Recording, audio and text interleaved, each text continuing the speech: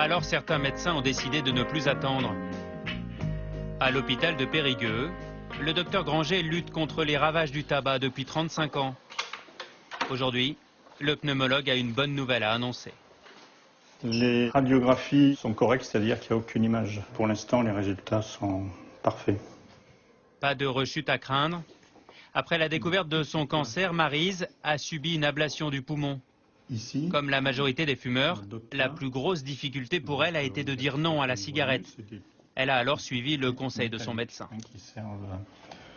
Et un jour, il m'a suggéré d'essayer la cigarette électronique. Voilà, j'avais quelques réticences, mais c'est vrai que cela m'a permis quand même d'arrêter de fumer.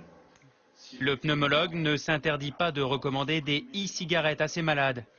Il est le seul médecin français à avoir mené une étude sur 100 fumeurs. Résultat à 3 mois, grâce à la cigarette électronique, 8 ont arrêté le tabac et 66 ont fortement diminué. La vapeur de la cigarette électronique, 1000 fois moins dangereux que la fumée de tabac. Et si effectivement tous les fumeurs passaient la cigarette électronique, au lieu de 65 000 morts, il n'y en aurait plus que 65. Donc moi ça m'irait totalement, puisque mon seul but c'est d'éviter les problèmes de santé.